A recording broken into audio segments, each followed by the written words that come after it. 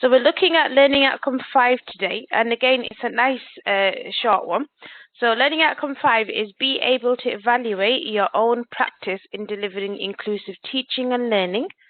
5.1 is review the effectiveness of your own practice in meeting the needs of individual learners, taking account of the views of learners and also others. And then 5.2 is identify areas for improvement in own practice in meeting the individual need of learners. So I'll go on to here and there.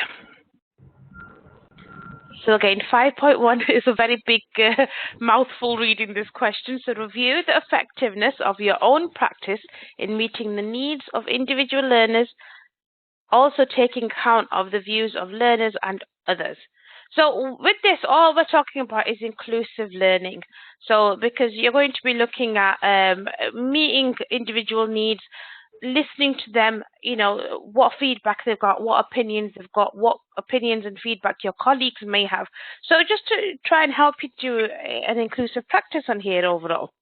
So when we talk about inclusive practice, it just actually helps any type of educator to be able to put down or accommodate for a range of different needs that each learner have, because there's a whole different range of needs that every student has, and you're trying to accommodate everything in aspect for them, aren't you? You know, somebody needs to have be closer to the whiteboard.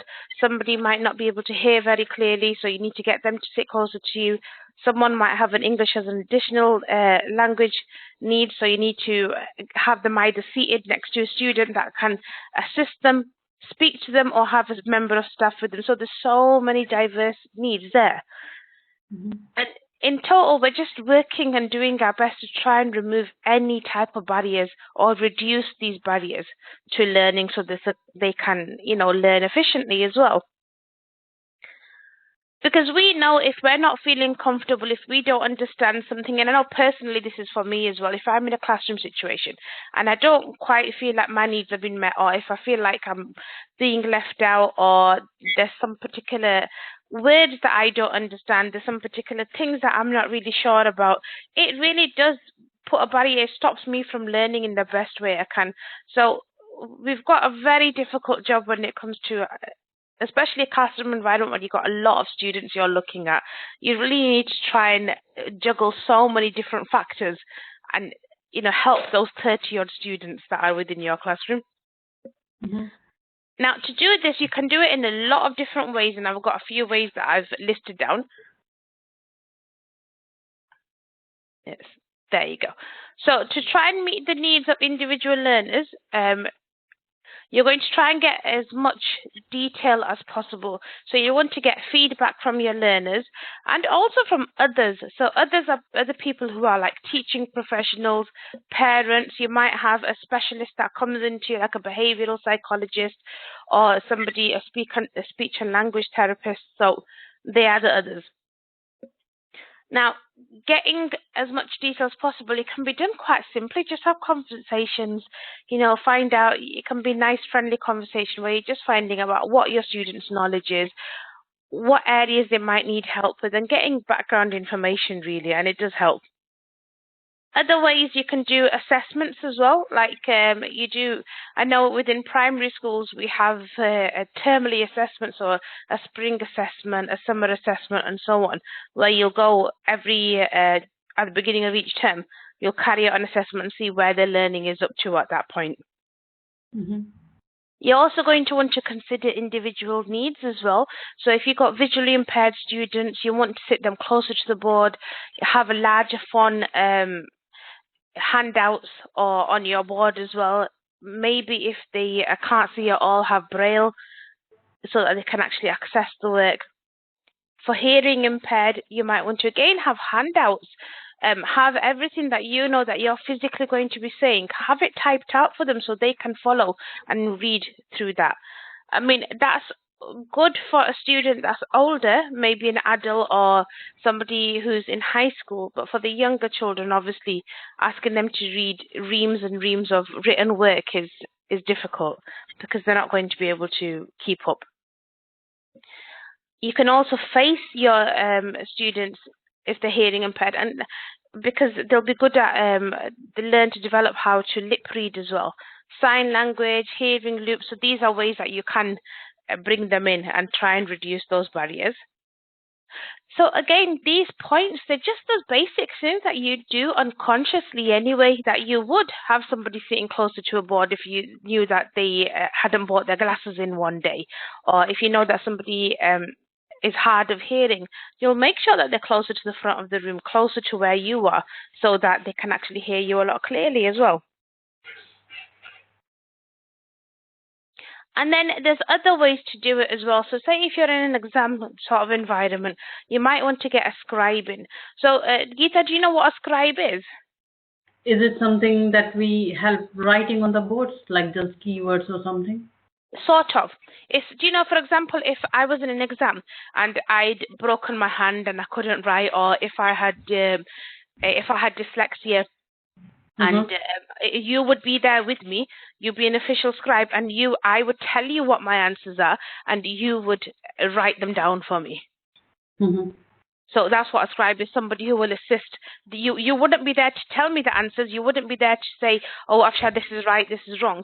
You'd just be putting down exactly, either read the questions out to me, and then you would actually physically write down what they are, depending on what my learning needs were. Yeah.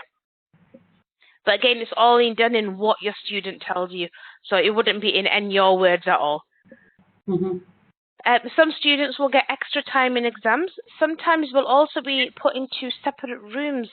There are some students that can get quite anxious or upset, or really, because there's such a diverse array of learning needs and requirements and things that are out there, that sometimes a student will get really anxious, or they will need to sit in a very quiet place.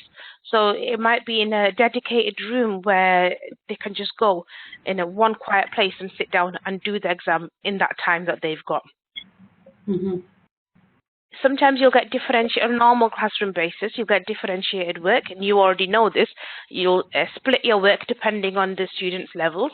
Interventions is a big one again, doing one-to-one help.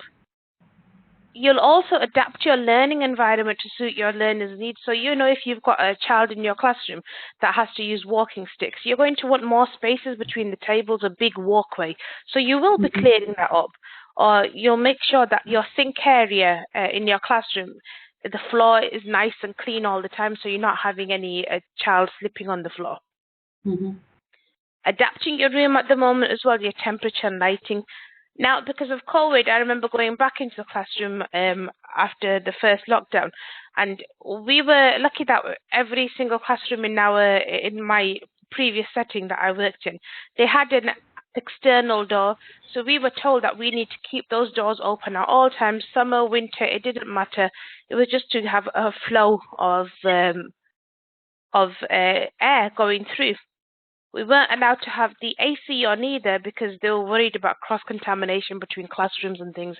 So that was one of those things that were adapted to suit that particular situation then.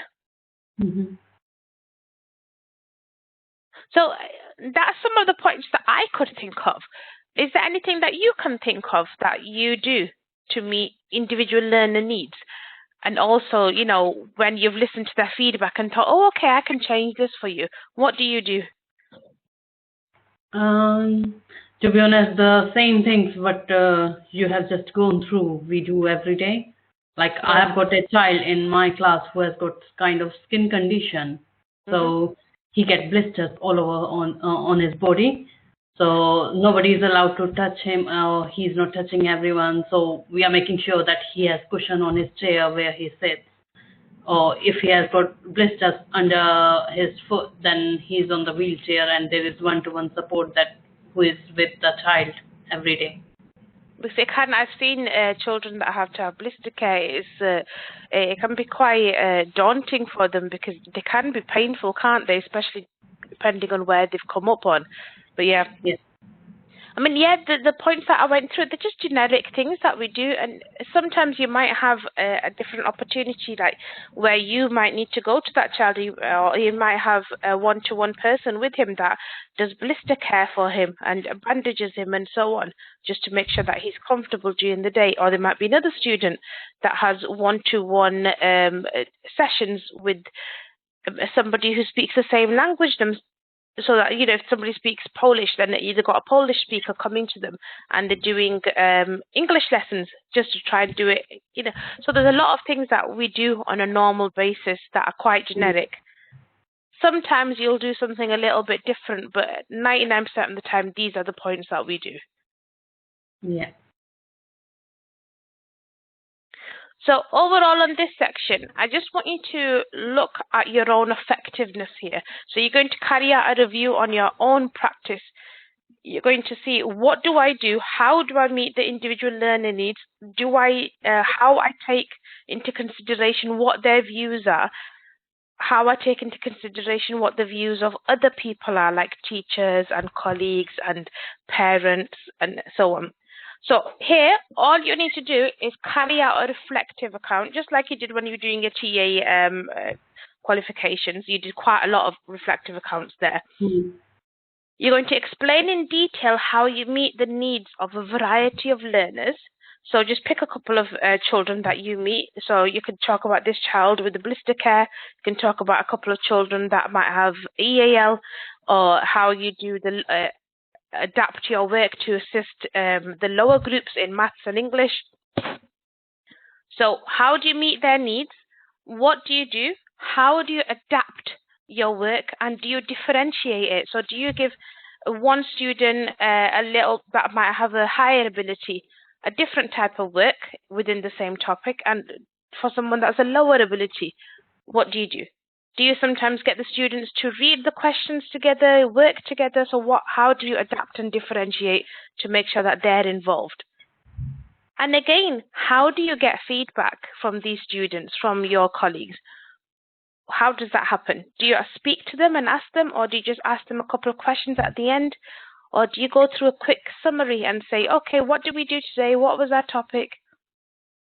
A good way that I like to use to get feedback, because I was mainly focused in phonics when I was in primary schools. At the beginning of each new session, so if we did a session today, tomorrow, I would come and say, oh, okay, what did we practice yesterday? What points did we do? What sound did we do? Do you remember any of the words? And that helps you sort of like do a recap for them and find out if they've actually learned anything. So those are some ways you could do it as well. And then after you've talked about in your reflective account, a few different learners, how you adapt for them, how you differentiate for them, how you get their feedback, review how effective your practice is. Do you think what you do is good? Do you think, what are your strengths in it? What are your weaknesses in it? And what would you keep the same? So you say, I carry out recaps at the beginning of each session. I like that. I'm happy with that. I would keep that the same. But at the end of session, I should introduce something so I know that they've embedded the knowledge. So what's the same? What would you keep the same, and what would you improve? So talk about that as well. Does that make sense? Yes. I feel like I'm not talking any sense today. No, I'm feeling like this is something we do every day. Exactly, because it's normal practice, isn't it? And 99% of this we do without even realizing. Because when we're in a classroom environment, we don't sit there and we don't tick off boxes and saying, right, I've done my lesson, now I need to get feedback. It happens naturally, doesn't it? So are you okay with 5.1 before we go into 5.2? Yes, I'm fine. Brilliant. Now, 5.2 is identify areas for improvement in your own practice in meeting the individual needs of learners. Now, you've actually done 5.2 anyway, and you just probably need to do a paragraph or so to complete it. So on here, you need to identify your strengths and your areas for improvement, and you've already done this. You've carried out a SWOT analysis, and you've done a personal development plan. So you're going to use your personal development plan to identify any areas for your further personal development. Now, before with your personal development plan, what you've done is you've talked about what career route you want to go down, and that's fine. What I'd like you to do is use that same development plan, but put down a couple of points on what practice you want to improve. See what areas you think need improvement. So mine, for me, when I was in schools, was behavior management. That was something that I really needed to work on, because I start feeling sorry for the little kids, and I know that you shouldn't, and you start thinking, oh no, we don't want them to do this, or they shouldn't be having a timeout. But it's counterproductive if one person is saying you're going to have to do, you've done something silly, you need to take a time out, and then another staff member saying, oh no, it's not, you don't need to do it. So that was one of my areas that I needed to work on. So that's the type of example. So it might be time management, behavior management. You might want to learn new skills and how to differentiate your work, make your activities more fun and accessible. So pick a couple of points that you think you need to improve in your own practice, and add them onto your development plan. And the same with your SWOT analysis, because you put down lots of strengths and weaknesses. Read through that again. If it applies to your practice as well, keep it as it is. If not, just add a couple of points in regards to your practice as well. And just say that my strength is, conflict management, my weakness is differentiating work, and that's what I want to work on, and that's it. Okay. Yeah. So again, you know what a SWOT analysis looks like because you've done one here, and you've got your personal development plan done too. So here, again, like I've just said, if you need to add a couple of points onto your personal development plan and your SWOT, please do that. Just email. I've already got copies of them, but please just email them, include them within your work. So just have the separate documents emailed to me with your assignment when you've done Learning Outcome 5, and I'll put them into the same folder.